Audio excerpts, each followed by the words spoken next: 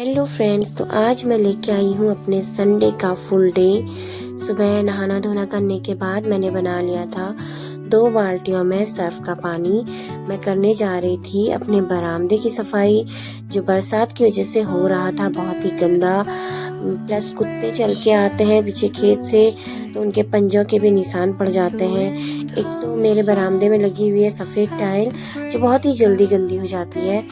तो मैंने हटा लिए थे अपने सारे गमले, और गमले में से एक फ्लावर की टहनी टूट भी गई थी। सारे गमले हटा लेने के बाद फिर मुझे करनी थी अपने बरामदे की अच्छे से सफाई। मुझे लगा हुआ है जुकाम, तो मेरी आवाज़ आज आपको थोड़ी चेंज आ रही होगी, और इसी वजह से मेरे घर की कुछ दिनों से सफाई अच्छे से हो भी नहीं पाई थी, तो इसलिए भी और ज़्यादा गंदा मेरा बरामदा मुझे लग रहा था। रोज़ मैं थोड़ा थोड़ा सुबह पानी से सिर्फ साफ कर लेती हूँ तो सही हो जाता है, लेकिन 1-2 दिन से मैंने सुबह धुलाई नहीं की थी, खाली पोछा लगा दिया था, जिस वजह से मुझे बरामदा कुछ ज़्यादा ही गंदा लग रहा था। मुझे वैसे ही सफ़ेद टाइल पसंद नहीं आई थी जब लगाई थी, लेकिन क्या करें, टाइल सफ़ेद होती है तो सफाई की भी ज़्यादा ज़रूरत होती है।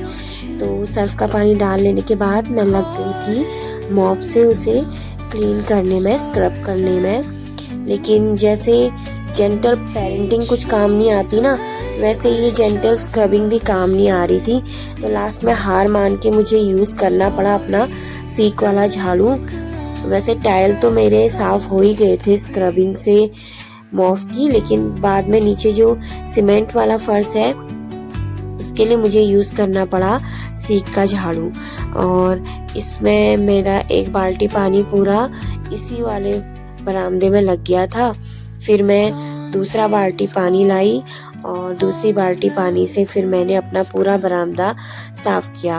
आगे तो थोड़ा सा है टाइल वाला, लेकिन पीछे जो सीमेंट वाला जो मेरा है, क्योंकि मेरा घर थोड़ा लंबे आकार का है, तो नीचे वाला जो मेरा फर्श है ना वो बहुत ही लंबा है। तो मैं ले आई थी दूसरी बाल्टी पानी सर्फ वाली, और आधा बाल्टी थोड़ा मेरा उसमें भी बचा था। और फिर मैंने नीचे सीमेंट वाले फर्श को भी अच्छे से सीक के झाड़ू से साफ कर लिया था। यही वाला फर्श मेरा ज़्यादा गंदा भी हो रहा था, क्योंकि नीचे खेत है और खेत में से कुत्ते कीचड़ के पैर लेके आ जाते हैं, और इस फर्श की रोज़ रोज़ सफाई हो भी नहीं पाती है, क्योंकि रोज़ सुबह स्कूल जाना रहता है। तो मैं आगे टाइल वाला साफ करती हूँ, इतना लंबा है ये, तो मैं इसको साफ नहीं कर पाती हूँ। तो ये काम तो संडे के लिए ही ठीक रहते हैं। तो इस तरीके से मैंने इस फर्श को साफ कर लिया था। उसके बाद फिर मैंने लिया साफ पानी, और स्क्रबिंग के बाद फिर मैंने इसको साफ पानी से अच्छे से धुला लिया था।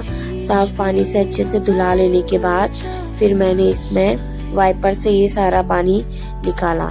इस काम में मुझे बहुत टाइम लगा और बहुत थकान भी मुझे आज लग गई थी, लेकिन सफाई करनी भी ज़रूरी हो रही थी, क्योंकि मैं जुकाम और बुखार की वजह से कुछ दिनों से ठीक से अपने घर को साफ़ ही नहीं कर पाई थी, और अच्छा भी नहीं लगता ना। एक तो रास्ते का घर है, अगर सफाई न रहे तो फिर ये सब साफ़ कर लेने के बाद अब बारी थी मेरे बाथरूम की, जहाँ पड़े हुए थे कपड़े।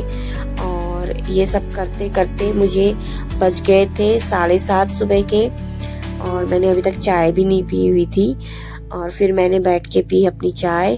फिर गई मैं दूध लेने, मैं दूध ले आई थी, और साथ में ले आई थी मैं अपने स्वीटी के लिए थोड़ा सा नाश्ता, जिसे मेरा स्वीटी बड़े ही चाव से खा रहा था।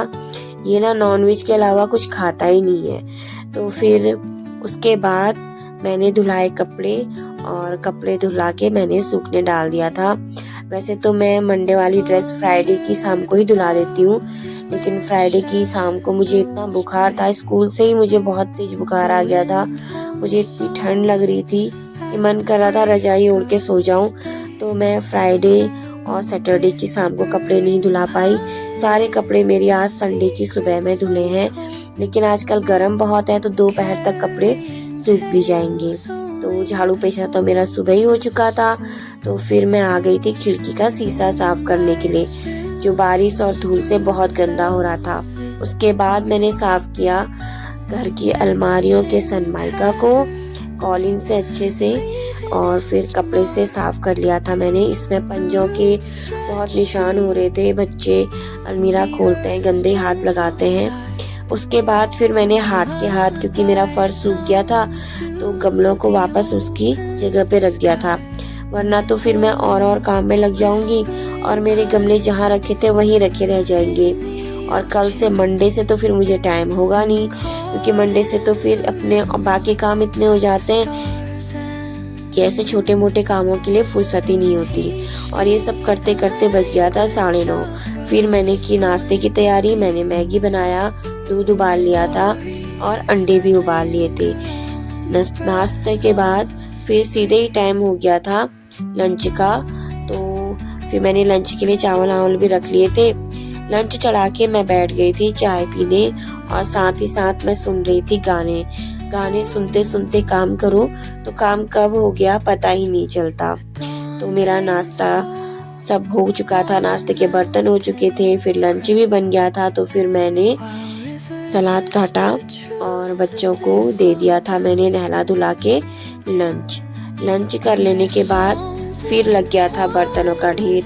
एक तो ये बर्तन पता नहीं दिन भर में इतने सारे कहाँ से हो जाते हैं, कितना ही सिंक खाली करो फिर उतने ही बर्तन हो जाते हैं। तो मैंने बर्तन धुला लिए थे। बर्तन धुला लेने के बाद थोड़ी देर मैंने किया रेस्ट, और फिर मैंने स्वीटी की ग्रूमिंग।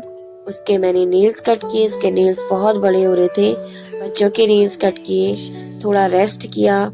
उसके बाद चली गई थी मैं खेत में। वहाँ मैंने बोई हुई थी लहसुन, जो मुझे उखाड़नी थी। बीच में 2-3 दिनों से तबीयत खराब की वजह से नहीं उखाड़ पाई, उससे पहले बारिश हो रही थी वैसे नहीं उखाड़ पाई। हालांकि लहसुन ज़्यादा हुई तो नहीं है, लेकिन क्या करें, काम तो है ही। और फिर मैं बहुत ज़्यादा थक गई थी। थोड़ी देर रेस्ट करने के बाद फिर टाइम हो गया था डिनर का। मैंने बनाया डिनर में बनाई मैंने दाल रोटी। दिन की दाल बची हुई थी तो मैंने सिर्फ रोटी बनाई, और दाल और रोटी खा लेने के बाद फिर बच्चे लग गए थे पढ़ाई में। बच्चों के चल रहे हैं यूनिट टेस्ट, तो बच्चे पढ़ाई कर रहे थे। जब तक बच्चे पढ़ाई कर रहे थे मैंने कर ली थी सुबह नाश्ते की तैयारी। आटा तो मैं सुबह ही लगाऊंगी, लेकिन मैंने सब्जी काट के रख ली थी। और फिर हो गया था टाइम सोने का। बिस्तर लगा चुकी थी, बुक्स मैंने निकाल ली थी, बच्चों की स्टोरी बुक्स, अपनी बुक, और फिर मैंने बच्चों को सुनाई स्टोरी। और ऐसा गया मेरा संडे। अगर आपको मेरी वीडियो अच्छी लगी हो, लाइक कीजिएगा, शेयर कीजिएगा, सब्सक्राइब कीजिएगा मेरे चैनल को, और मिलते रहिएगा ऐसी अच्छी वीडियो।